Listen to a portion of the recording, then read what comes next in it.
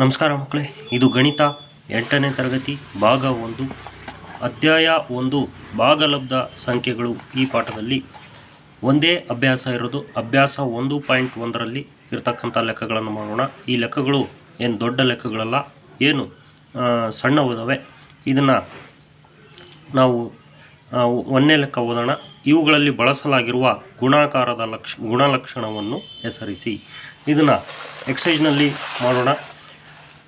ಒಂದನೇದು 5ನೇ minus 4 into 1 is equal to 1 into 5ನೇ ಮೈನಸ್ 4 ಈಸ್ ಈಕ್ವಲ್ ಟು 5ನೇ ಮೈನಸ್ 4.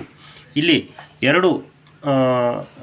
ಎರಡು ಸಂಖ್ಯೆಗಳನ್ನು ಇಲ್ಲಿ ತಗೊಂಡಿದ್ದಾರೆ. ಒಂದು 5ನೇ ಮೈನಸ್ 4, ಇನ್ನೊಂದು 1. ಮೊದಲೇ 5ನೇ ಮೈನಸ್ 4 ಇದೆ, ಆಮೇಲೆ 1 ಇದೆ. ಇಲ್ಲಿ 1 ಫಸ್ಟಿಗಿದೆ, ಆಮೇಲೆ 5ನೇ ಮೈನಸ್ 4 ಇದೆ. ಅಂದರೆ A into B is equal to B into A ರೀತಿಯಲ್ಲಿ ಇದೆ.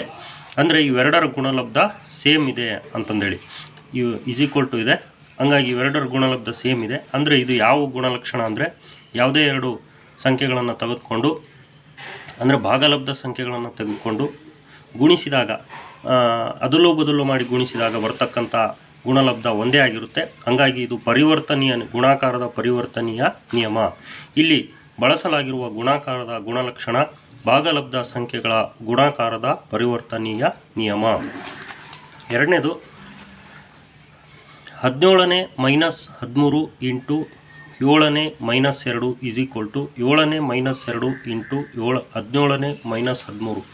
ಇದು ಕೂಡ ಭಾಗಲಬ್ಧ ಸಂಖ್ಯೆಗಳ ಗುಣಾಕಾರದ ಪರಿವರ್ತನೀಯ ನಿಯಮ ಆಗಿದೆ. ಯಾಕಂದರೆ ಇದರಲ್ಲಿ ಎರಡು ಸಂಖ್ಯೆಗಳನ್ನು ತೆಗೆದುಕೊಂಡು ಅದಲು ಬದಲು ಮಾಡಿ ಗುಣಿಸಿದರೆ ಅದರ ಒಂದು ಗುಣಲಬ್ಧ ಸೇಮ್ ಒಂದೇ ಬರುತ್ತೆ. ಹಾಗಾಗಿ ಇವೆರಡು ಸಮ.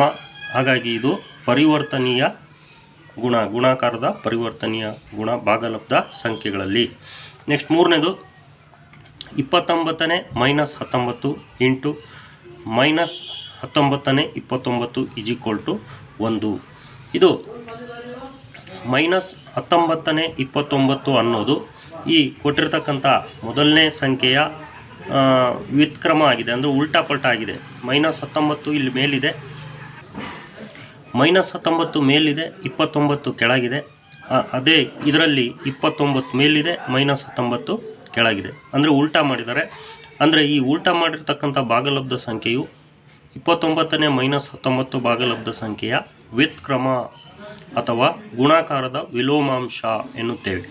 ಇಲ್ಲಿ ಇವೆರಡು ಈ ಒಂದು ಯಾವುದೋ ಒಂದು ಸಂಖ್ಯೆಯ ಇನ್ನೊಂದು ಅದರ ವ್ಯುತ್ಕ್ರಮದಿಂದ ಗುಣಿಸಿದಾಗ ಇವೆರಡು ಭಾಗ ಆಗ್ತವೆ. 19ಕ್ಕೆ ಮೈನಸ್ 19 ಮೈನಸ್ 19 ಕ್ಯಾನ್ಸಲ್ ಆಗುತ್ತೆ. 19 ಒಂದಲೇ 19, 19 ಒಂದಲೇ 19, ಮೈನಸ್ಗೂ ಮೈನಸ್ ಕ್ಯಾನ್ಸಲ್ ಆಗುತ್ತೆ. 29 ಒಂದಲೇ 29 ಒಂದಲೇ ಒಂದು ಉಳಿತತೆ.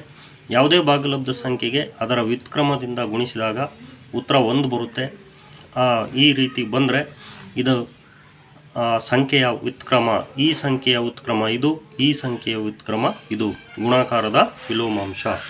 ನೆಕ್ಸ್ಟು ಎರಡನೇ ಲೆಕ್ಕ ಓದೋಣ.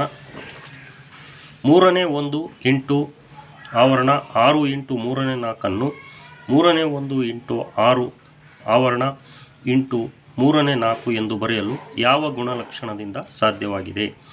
ಅಂದರೆ ಇದು ಸಮ ಅಂತ ಹೇಳ್ತಾನೆ. ಇಲ್ಲಿ ಮೂರು ಸಂಖ್ಯೆಗಳು ಸೇಮ್ ಇದಾವೆ. ಇಲ್ಲೂ 3ನೇ 1, ಇಲ್ಲಿ 6, 3ನೇ 4 ಏನು 3 ಸಂಖ್ಯೆಗಳಿದಾವೆ ಅವೇ ಸಂಖ್ಯೆಗಳು ಇಲ್ಲೇ ಇದ್ದಾವೆ. ಇಲ್ಲಿ ಆವರಣ ಮಾತ್ರ ಚೇಂಜ್ ಮಾಡಿದ್ದಾರೆ. ಇಲ್ಲಿ ಗುಂಪು ಇವೆರಡು ಸಂಖ್ಯೆಗಳನ್ನು ಗುಂಪು ಮಾಡಿ ಇದನ್ನು ಮೊದಲೇ ಗುಣಿಸಿದ್ದಾರೆ. ಆದರೆ ಇಲ್ಲಿ ಈ ಮೊದಲನೇ ಎರಡು ಸಂಖ್ಯೆಗಳನ್ನು ಗುಂಪು ಮಾಡಿ ಗುಣಿಸಿದ್ದಾರೆ. ಗುಣಲಬ್ಧ ಒಂದೇ ಅಂತ ಹೇಳ್ತಾನೆ. ಇದು ಯಾವ ಗುಣಲಕ್ಷಣದಿಂದ ಸಾಧ್ಯವಾಗಿದೆ? ಈಗ ಎರಡು ಸಂಖ್ಯೆಗಳನ್ನು ತಗೊಂಡು ಗುಣಿಸಿದಾಗ ಹೇಗೆ ಅದಲು ಬದಲು ಮಾಡಿ ಗುಣಿಸಿದ್ರು ಅದು ಪರಿವರ್ತನೀಯ ನಿಯಮ ಅಂತ ಹಿಂದಿನ ಲೆಕ್ಕಗಳಲ್ಲಿ ನೋಡಿದ್ವಿ. ಈಗ ಇಲ್ಲಿ 3 ಸಂಖ್ಯೆಗಳನ್ನು ತಗೊಂಡಿರೋದ್ರಿಂದ ಇದನ್ನು ಸಹವರ್ತನೀಯ ನಿಯಮ ಅಂತ ಹೇಳ್ತೀವಿ. ಗುಣಾಕಾರದ ಸಹವರ್ತನೀಯ ಗುಣ ಭಾಗಲಬ್ಧ ಸಂಖ್ಯೆಗಳಲ್ಲಿ. ಇವು ಭಾಗಲಬ್ಧ ಸಂಖ್ಯೆಗಳಲ್ಲ, ಹಾಗಾಗಿ ಭಾಗಲಬ್ಧ ಸಂಖ್ಯೆಗಳ ಗುಣಾಕಾರದ ಸಹವರ್ತನೀಯ ನಿಯಮ ಅಂತ ಹೇಳ್ತೀವಿ.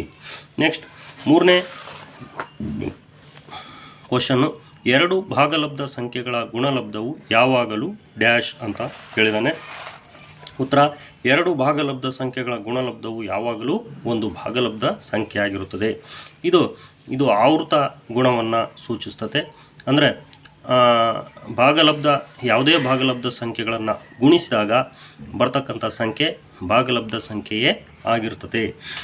ಉದಾಹರಣೆಗೆ ಇಲ್ಲಿ 3ನೇ -2 ಇಂಟು 5ನೇ 4 ಇವೆರಡು ಭಾಗಲಬ್ಧ ಸಂಖ್ಯೆಗಳು. ಇವನ್ನ ಗುಣಿಸ್ತಾ ಇದ್ದೀವಿ. 4 2 8 -8 ಆಗುತ್ತೆ. 3 5 15. ಈ ಬಂದಿರತಕ್ಕಂಥ 15ನೇ -8 ಇದು ಕೂಡ ಒಂದು ಭಾಗಲಬ್ಧ ಸಂಖ್ಯೆ. ಈ ರೀತಿ ಯಾವುದೇ ಎರಡು ಭಾಗಲಬ್ಧ ಸಂಖ್ಯೆಗಳನ್ನು ನಾವು ಗುಣಿಸಿದಾಗ ಬರ್ತಕ್ಕಂಥ ಸಂಖ್ಯೆಯು ಭಾಗಲಬ್ಧ ಸಂಖ್ಯೆಯೇ ಆಗಿರ್ತದೆ. ಇಲ್ಲಿಗೆ ಅಭ್ಯಾಸ 1.1 ಒಂದೇ ಅಭ್ಯಾಸ ಇರೋದು. ಈಗ 2024ರಲ್ಲಿ ನಿಮಗೆ ಮುಂದಿನ ವಿಡಿಯೋದಲ್ಲಿ ನಾವು ಅಧ್ಯಾಯ 2ರ ಅಭ್ಯಾಸವನ್ನು ಮಾಡೋಣ ಮಕ್ಕಳೇ. ಗುಡ್ ಲಕ್ ಮಕ್ಕಳೇ.